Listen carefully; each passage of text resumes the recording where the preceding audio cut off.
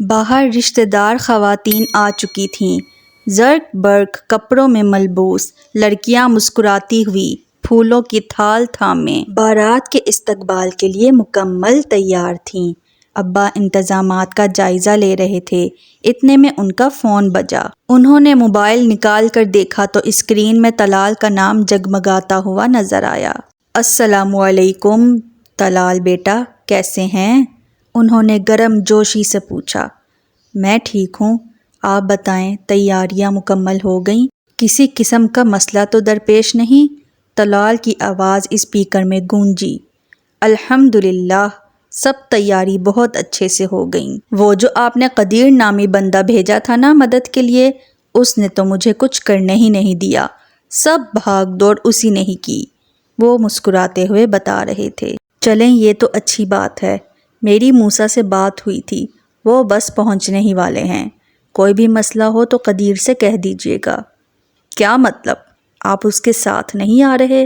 وہ تو کہہ رہا تھا کہ آپ کے ساتھ ہی آئے گا۔ ظفر صاحب اس کی بات پر چونکے تو وہ ایک لمحے کو چپ ہوا۔ ہیلو، اس کی خاموشی پر انہیں لگا کہ لائن کٹ گئی۔ جی انکل، وہ دراصل مجھے کچھ کام ہے، اس لیے شاید میں آ نہیں سکوں گا، طلال نے کچھ سوچتے ہوئے جواب دیا۔ کیا؟ کیسا کام؟ اتنی بھی کون سی اہم مصروفیت ہے کہ آپ نکاح میں شرکت نہیں کر سکتے؟ ظفر صاحب نے قدرے ناراضگی سے پوچھا۔ انکل، بس کچھ اہم کام نکل آیا ہے، ویسے بھی میرا وہاں ہونا ضروری نہیں ہے، میں کچھ دن بعد آپ کی طرف آ جاؤں گا۔ بیٹا، آپ سے کس نے کہا کہ آپ کا ہونا ضروری نہیں ہے؟ نکاح کے لیے گواہ کا ہونا لازم ہے، اور آپ کی اطلاع کے لیے عرض ہے کہ گواہوں میں سے ایک گواہ آپ بھی ہیں، لہٰذا جتنی جلدی ہو سکے یہاں پہنچیے، نکاح میں تاخیر کرنا مناسب نہیں ہے۔ ظفر صاحب نے چند لمحوں میں ہی اسے اس کی اہمیت سمجھا دی۔ طلال نے بے بس ہو کر فون بند کر دیا۔ اب وہ انہیں کیا کہتا کہ وہ کیوں نہیں آ سکتا؟ یہ دل اب مزید وار سہنے کے قابل کہاں تھا؟ یہ تو ابھی تک اسی لمحے کی گرفت میں ہے، اگر ایک اور وار چل گیا تو شاید یہ دھڑکنے سے ہی انکار کر دے۔ مریض عشق کو دوا دے، تپتے سحر میں کوئی گل کھلا دے۔ فاطمہ بھی سکینہ کے ہمراہ شادی والے گھر میں موجود تھی۔ باہر گلی میں شامیانے لگا کر مرد حضرات کے بیٹھنے کا انتظام تھا، جبکہ خواتین اندر صحن میں موجود تھیں، جن کے کہکہوں نے الگ سما باندھ رکھا تھا۔ اف آپا، تم مجھے فضول میں ہی لے آئی یہاں، محلے کی ایک خاتون کے ساتھ خوش گپیوں میں مصروف سکینہ کے کانوں میں اکتائی سی آواز پہنچی۔ نہ تو نے اکیلے گھر میں کیا کرنا تھا؟ سکینہ فاطمہ کی طرف متوجہ ہوئی۔ کچھ بھی کر لیتی، یہاں تو بوریت ہی اتنی ہے، کوئی ڈانس بھی نہیں کر رہا، کیسی پھیکی شادی ہے، کوئی شغل میلہ ہی نہیں، وہ کوفت سے بولی۔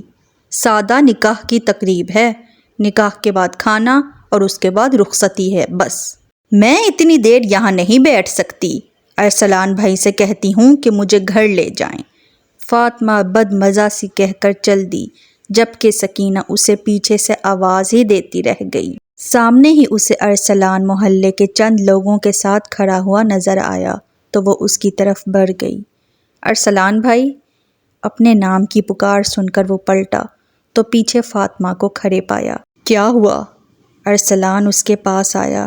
ارسلان بھائی، میں نے گھر جانا ہے۔ کیوں؟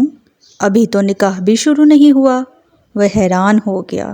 میرے سر میں درد ہو رہا ہے، اتنے زیادہ شور میں مجھ سے نہیں بیٹھا جا رہا، فاطمہ نے بہانہ گھڑا۔ اچھا، وہ کچھ سوچنے لگا۔ چلو پھر تمہیں چھوڑ آتا ہوں، تم 2 منٹ رکو، ذرا بائک نزدیک لے آؤں، دور کھڑی کی تھی۔